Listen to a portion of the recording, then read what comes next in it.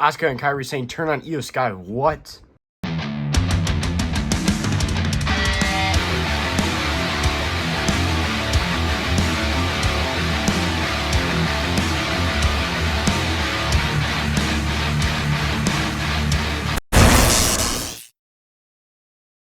What's up, Jared over here today with the weekly set review of Monday Night Raw, and this Monday Night Raw sucked. They kicked out the show. The American Nightmare, Cody Rhodes being on Monday Night Raw. Love to see it. Cody Rhodes asked the crowd, what do you want to talk about? And before he even can say anything, pretty much, he goes to say that he'll be facing Seth Rollins at Crown Jewel for the World Heavyweight Championship. And as soon as he says Seth Rollins' music hits, he comes out with the Vision besides Becky Lynch. He tells everybody to stay back. Seth Rollins gets in the ring with Cody Rhodes, and they go at it. Seth Rollins pretty much saying how he doesn't think Cody Rhodes respects him and thinks he's good enough to face Cody Rhodes at Crown Jewel. He's the better champion and everything. And Cody Rhodes tells Seth Rollins, he goes, well, last time I checked, if we checked our records, you are 0-3 against me. And then Cody Rhodes walks out. So it's going to be Cody Rhodes and Seth Rollins fighting for the Crown Jewel Championship. Cody Rhodes had his Crown Jewel Championship ring on. It's because they have whoever are both champions, the Undisputed WWE Champion, the World Heavyweight Champion, face off at Crown Jewel. It's kind of dumb, but I don't care because I love seeing Seth Rollins and Cody Rhodes pick up the victory. So I'm assuming Seth Rollins picks up the victory since Cody's 3-0 against him, and now he has Braun Breaker and Bronson Reed. Cody Rhodes walks out, and Paul Heyman makes sure to have Braun Breaker and Bronson Reed stay him back. Cody Rhodes also said that Seth Rollins isn't the level he is anymore because he respects Seth Rollins a lot because he made Cody Rhodes' career. He helped save his career pretty much.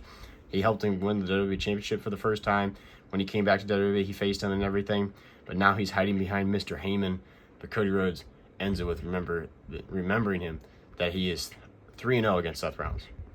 Sorry to interrupt this video, but 7% of you are only subscribed. 92% of you aren't subscribed. It'd be much appreciated if you could hit the subscribe button and hit the bell so you never miss any of my videos. So now let's get back to the video.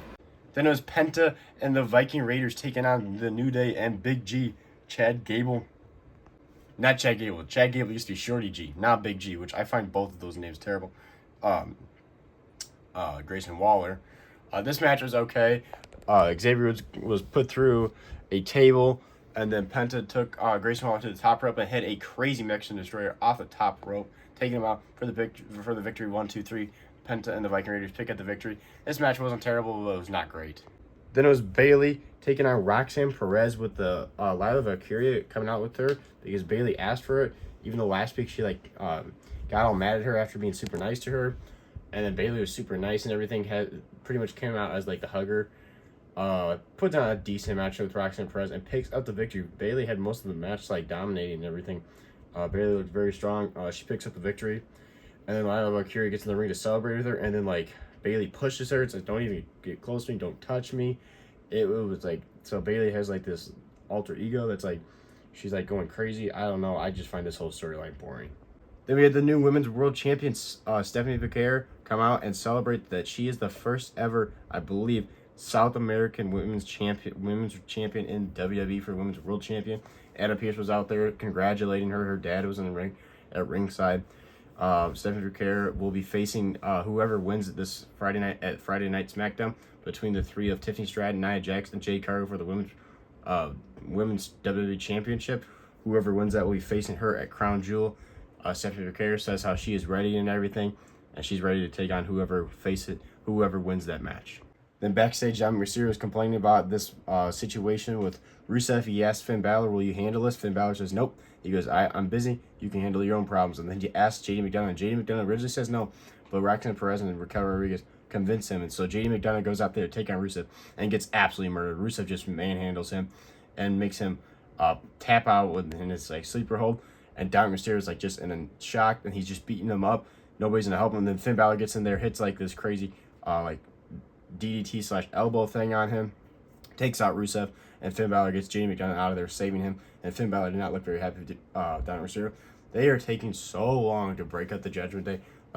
After, I don't know if you guys watched the NXT Homecoming. I really didn't. But I watched the whole part of Finn Balor. Him coming out to the original music was amazing. I need the Prince Finn Balor back with that music and everything, and bring back the Demon Finn Balor. Bro, get my boy Finn Balor out of the Judgment Day. We were just wasting him. And also, speaking of wasting, they're the tag team champions, JD McDonough and Finn Balor, and they have yet to defend the titles. Besides the very first time they've only defended the tag titles one time, and they've had the titles over 90 days. They've had it since June. This is absolutely pathetic booking. This Monday Night Raw is just absolutely just in shambles. Then we had Jey Uso go one-on-one with LA Knight. This match was going great and everything, and it was a very physical match because Jey Uso was pissed off at LA Knight, blaming him for the reason why Jey Uso and Jimmy Uso lost the tag match against Braun Breaker and Bronson Reed at WrestlePalooza. Very physical. Jey Uso had his taped up head. Also, before that, Jimmy Uso told Cody Rhodes, "Could you talk to Jey?" He won't listen to him. He thinks he's not making the smartest decisions. Cody had a little talk to him. Jey said, "I appreciate it, but I don't need it." LA Knight actually had the upper hand, and Braun Breaker and Bronson Reed come out, and LA Knight takes out Braun Breaker and Bronson Reed, but he's distracted. He gets hit with a spear by Jey Uso, and Jey Uso picked up the victory. Braun Breaker and Bronson Reed move into the ring. Jey Uso gets out of there. Jimmy Uso comes out and tells him, "We got to go help him," and Jey Uso walks out. He just walks out on Jimmy Uso and LA Knight. So Jimmy Uso grabs a steel chair, runs out into the ring, and stands in the middle of the ring to defend LA Knight's pretty much dead body. And Paul Heyman tells Braun Breaker and Bronson Reed to get out of there. He calls them off, and they leave. Jimmy Uso saves LA Knight. Then it was main event time. It was Asuka versus Rhea Ripley because Asuka's been running her mouth for the past month and everything, and Rhea Ripley's just been done with it. They put on a pretty good match and everything. Kairi Sane tried helping Asuka, but she failed, and Rhea Ripley was able, by the distraction, roll up. Asuka will pick up the victory, 1, 2, 3. Then she was hit with the mist from Asuka, and they start jumping Rhea Ripley. So Io Sky comes out trying to stop him and everything, convince them to calm down. She seems to stop them and everything. And then when Asuka hits a spinning like elbow to the head, like a juice effect, to Io Sky, turning on Io Sky. They've been together forever. I knew this was going to come eventually, but I was not expecting it tonight. Asuka and Kairi Sane start beating up Io Sky and Rhea Ripley, and Asuka and Kairi Sane beat up Io Sky and Rhea Ripley, and Asuka and Kairi Sane stand tall to end the show, which I did not think was main event worthy, but whatever. I found this Monday Night Raw so boring. It was really cool seeing Cody Rhodes and Seth Rollins go face to face, start out the show, and after that, it was just downhill after the start of the show. The main event I found so weak. It was kind of cool seeing Asuka and Kairi Sane turn. The 6-man tag match, I think they're absolutely wasting Penta with the New Day and everything. The heel New Day thing is so stupid.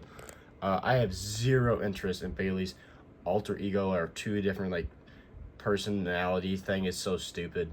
They got to get Finn Balor out of the Judgment Day. They're just wasting him. I do like Dominic Mysterio though, but Dominic Mysterio should be a single star or should have like a side manager thing, kind of like how he has Liv Morgan. Just have that. They need to end the Judgment Day. They should have ended it. They should have ended it freaking 2 years ago, but they still have the freaking Judgment Day. The Jey Uso thing is interesting, but I feel like we keep on getting the same thing every week. It's either Jey Uso beefing with LA Knight or Jey Uso and LA Knight and Jimmy Uso beefing with the Vision. It gets so repetitive, so it's kind of annoying. So overall, Monday Night Raw was pretty buns. I'm gonna give it a 2 out of 5 for the rating. It was not good. It was so entertaining. I was getting so bored watching it. So that is the setup review of Monday Night Raw this week. Stay tuned for tomorrow. We will be having the review, the new figure reviews of WWE Elite Top Picks, Cody Rhodes and Randy Orton. Stay tuned for that because those figures look absolutely awesome. I already reviewed them, but they'll be coming out on Wednesday. This is Jared W. Make sure to subscribe, and I'll see you guys in the next one.